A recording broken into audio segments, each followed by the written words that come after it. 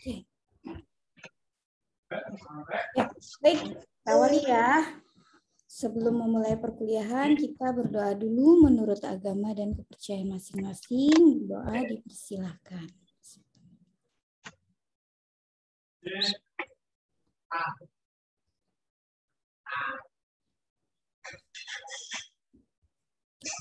Selesai. Oke, baik. Mengawali perkuliahan hari ini, tadi kita sudah sedikit menyinggung tentang ya yang saat ini, fenomena saat ini sedang berlangsung ya, sedang happening dan sedang dibahas semuanya ya dari dari kalangan pengamat terutama di bidang perpajakan ya. Nah, kita sudah mendengar adanya pemerintah menerbitkan salah satu kebijakan baru, yaitu dengan adanya undang-undang harmonisasi peraturan perpajakan, atau istilahnya adalah undang-undang HPP. Oke. Nah, tadi di sesi relaksasi ya, kawan-kawan sudah merespon baik ya, sudah tahu apa sih undang-undang HPP tersebut ya kan. Terus pemerintah menerbitkan undang-undang HPP salah satunya untuk apa, tujuannya untuk apa, terus dibentuklah sebuah klaster ya, dari peraturan perpajakan itu sendiri gitu ya, betul ya. Oke. Sebentar. Oke, baik. Ya.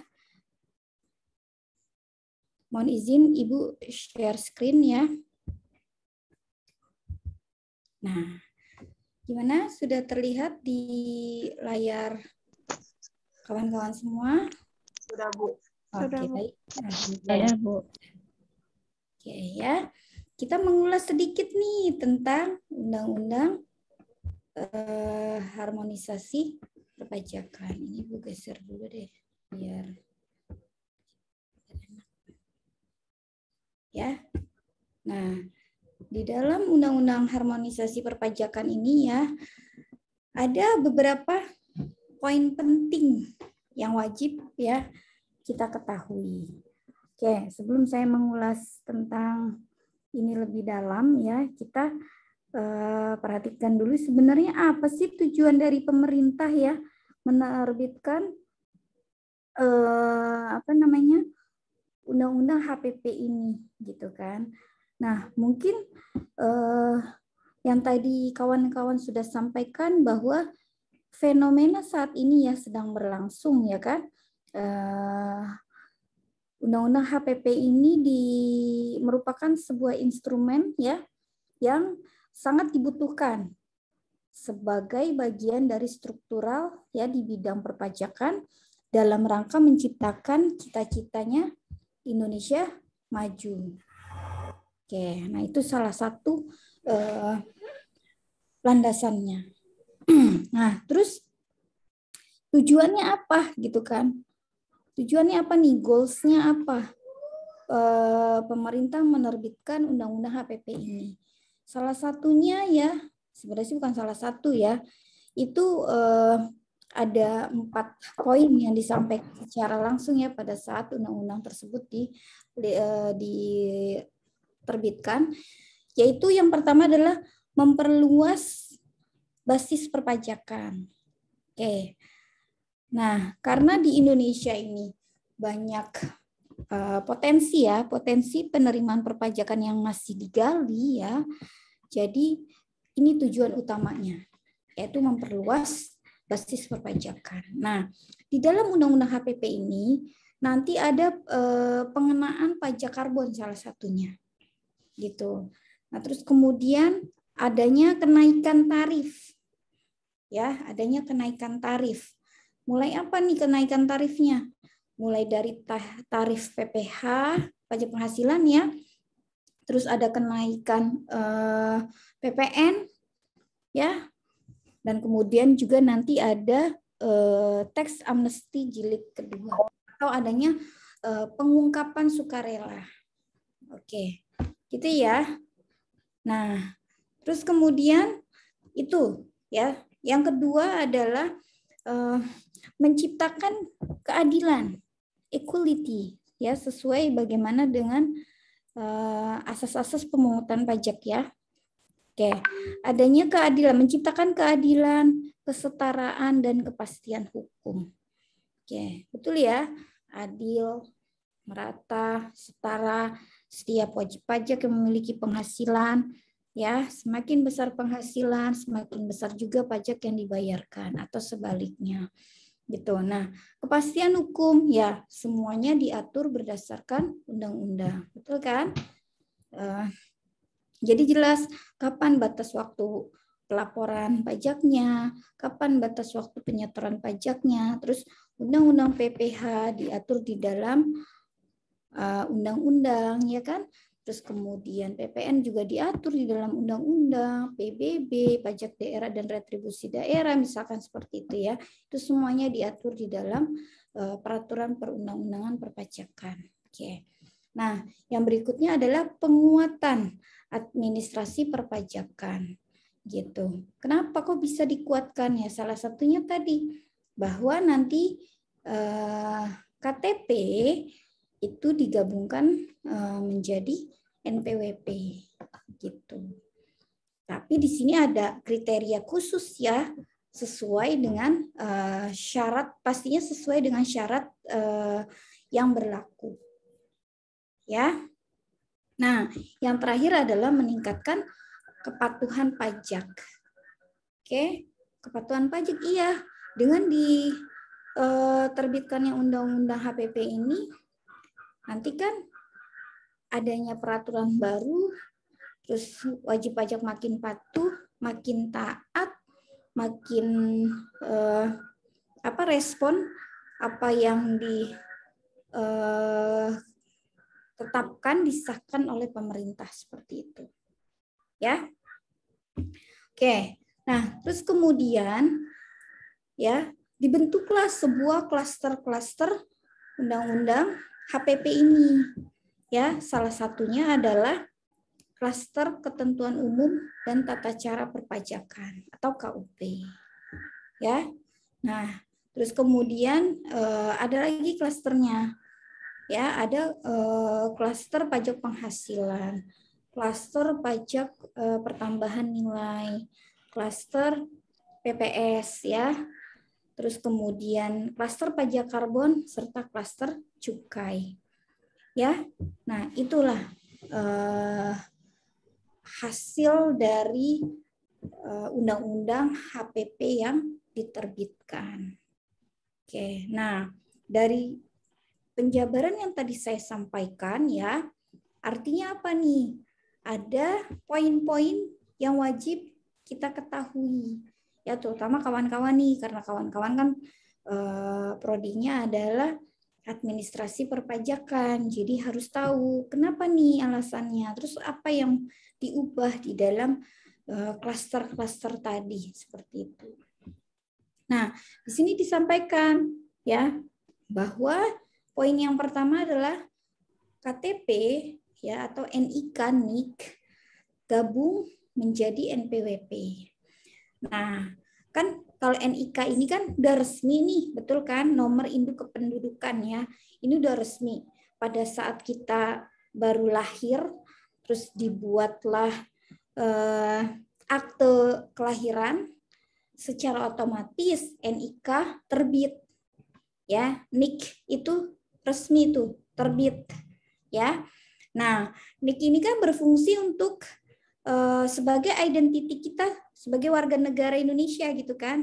Nah, di saat ini ya, nantinya itu berfungsi untuk keperluan perpajakan. Oke.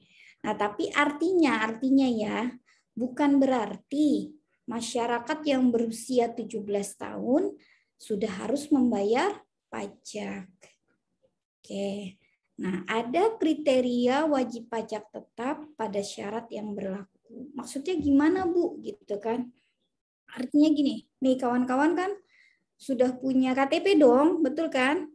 Setelah kelas 3 SMA atau lulus SMA, pasti sudah mulai pegang KTP kan? Betul kan? Betul. Iya. Nah, betul sudah memiliki KTP. Nah, terus kemudian kalian kan nih belum pada bekerja, ya kan? Masih pada statusnya sebagai mahasiswa atau pelajar ya. Nah, disinilah nanti belum memiliki kewajiban membayar pajak. Karena apa? Kita lihat ya, ada kewajiban pajak subjektifnya. Nah, kewajiban pajak subjektif itu apa saja gitu kan? Di antaranya adalah orang pribadi ya yang tinggal di Indonesia atau bertempat kedudukan di Indonesia lebih dari 183 hari dalam jangka waktu 12 bulan atau 1 tahun. Nah, artinya kan kita semua di sini sudah lebih dong dari 183 hari. Usia kita aja sudah berapa saat ini gitu kan. Nah, artinya kita sebagai subjek pajak dalam negeri disebutnya. Oke, nah terus poin yang kedua,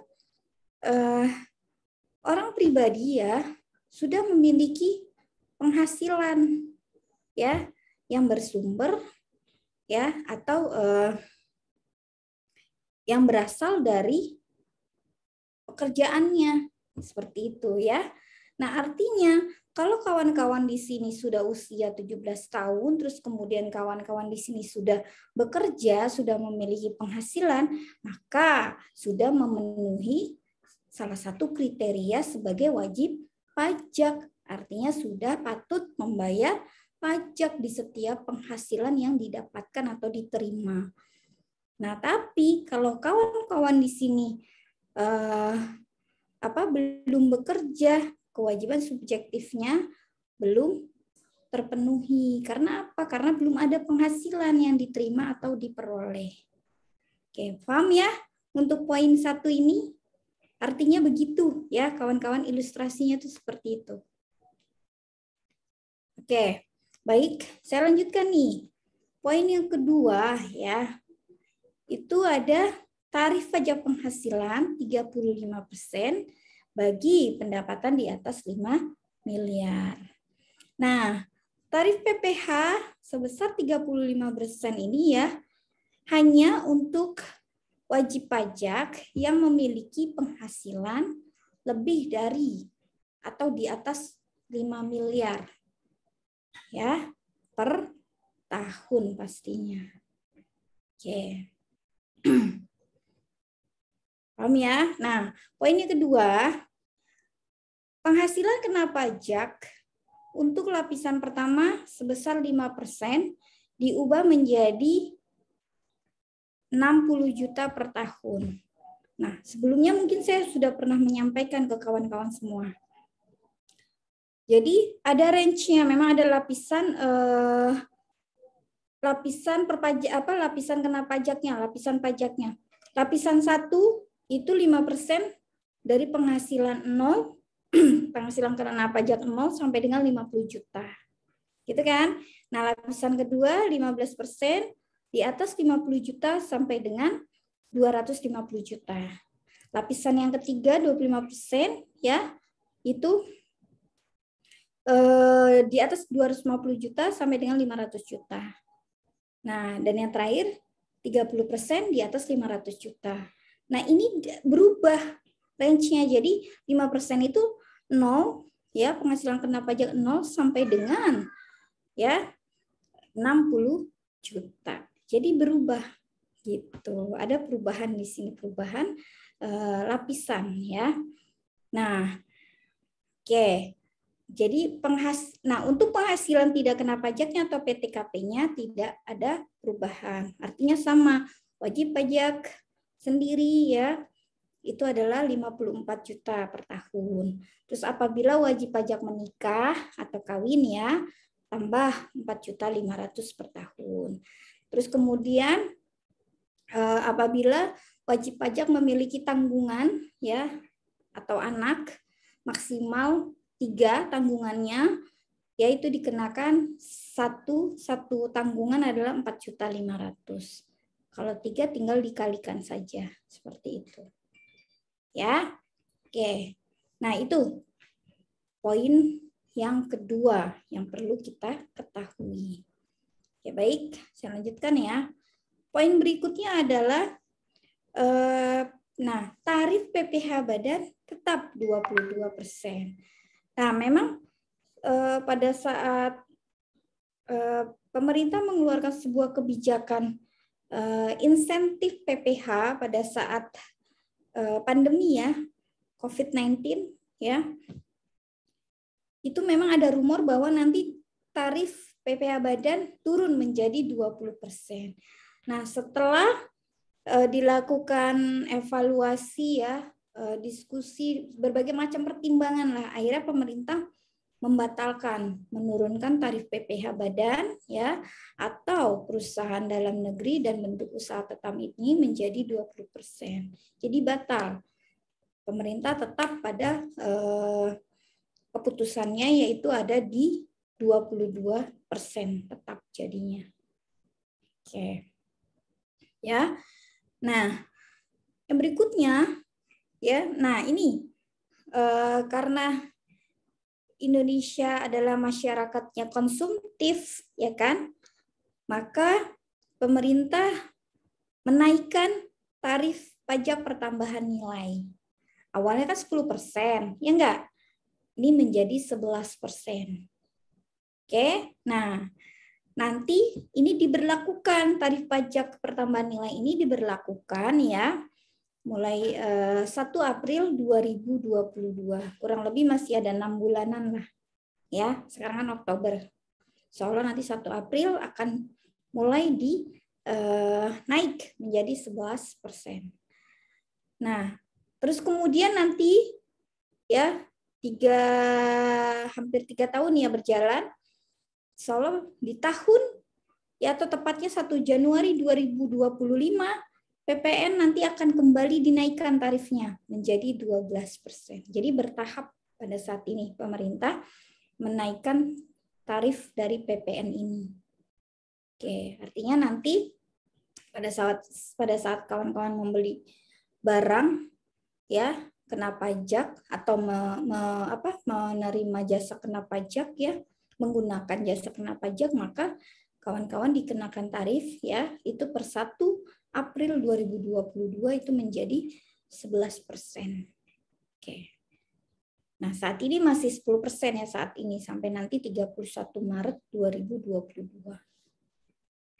Oke, ya. Itu poin yang keempat. Nah, lalu poin yang kelima ya, untuk denda bagi pengemplang pajak itu turun atau dikurangi, adanya pengurangan. Ya. Salah satunya adalah sanksi administrasi dari 50% menjadi 30% ya, bagi wajib pajak yang tidak patuh. Oke. Nah, kemudian sanksi administrasi pajak bagi wajib pajak yang ditemukan oleh DJP tidak patuh ya, dan dilanjutkan ke tahap pengadilan, itu diturunkan awalnya 100% menjadi 60%. Oke. Ya. Nah, yang berikutnya, pemerintah tak akan mempidanakan pengemplang pajak yang tidak taat. Nah, sekarang nggak mempidanakan, tapi ya si pengemplang pajak itu harus mengganti kerugian. Oke. Jadi dari pajak yang digelapkan ya. Nah, ketika pada saat ada temuan dari kantor pajak ya,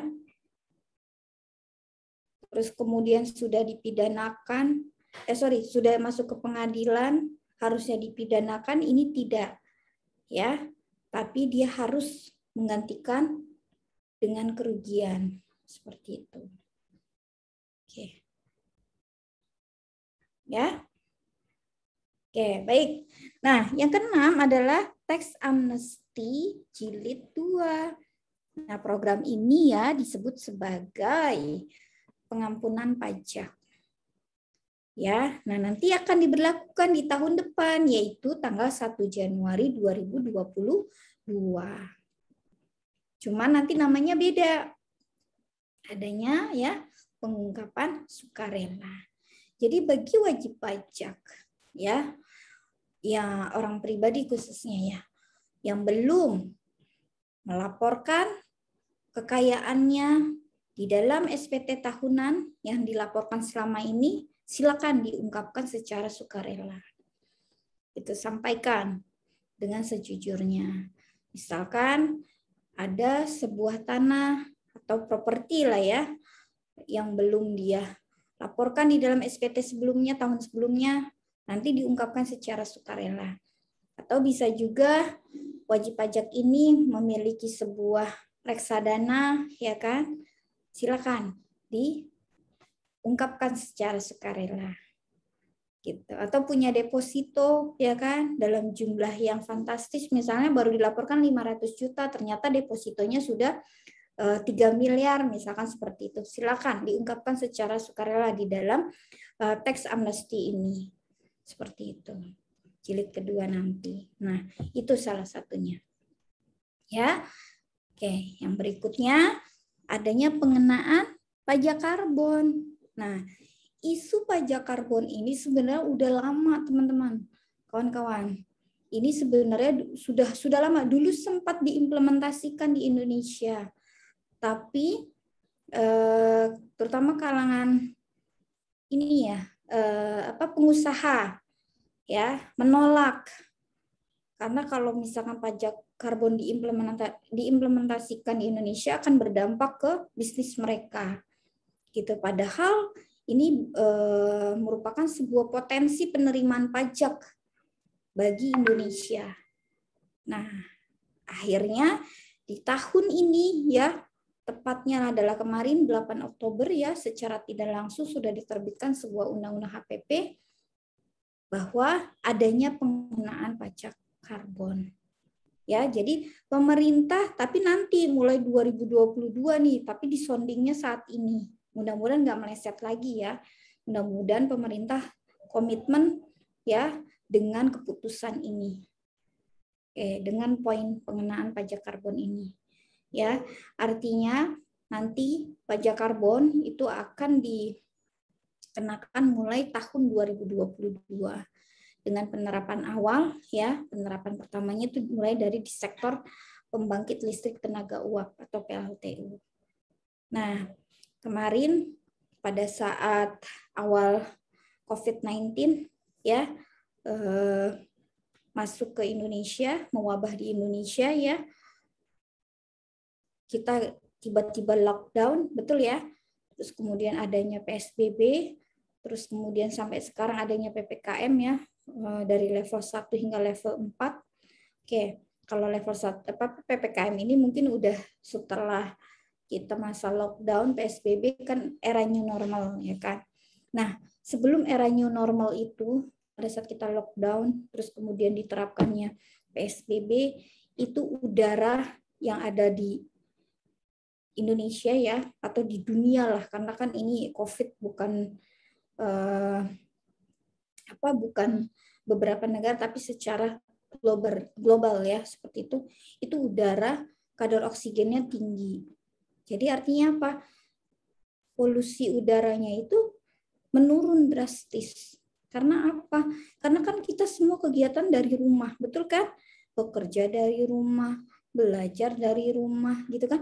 Beribadah di rumah. Sehingga apa? Yang tadi keseharian yang menggunakan kendaraan jadi tidak digunakan. Polusi udara berkurang dari situ. Terus dari pabrik-pabrik yang biasanya memproduksi sebuah barang ya kan, tiba-tiba harus berhenti. Itu kan karena kan COVID ini kan mengacaukan perekonomian semuanya ya, dari semua kalangan, bukan satu kalangan tapi dari semua sisi kalangan. Nah, seperti itu. Terus gerakan emisi rumah kaca ya kan, salah satunya seperti itu. Nah, ini makanya mulai diimplementasikan nanti di tahun 2022. Gitu kawan-kawan. Ya. Nah, ini adalah perihal tentang Undang-Undang HPP yang tadi kita bahas di awal. Oke, mudah-mudahan ini bisa bermanfaat, menambah wawasan kawan-kawan semua ya. Ibu hanya menyampaikan sesuai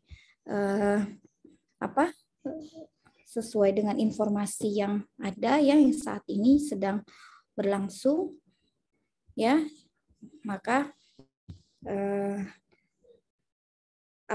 malam ini baru Ibu jelaskan seperti itu ya, Ibu jabarkan. Oke.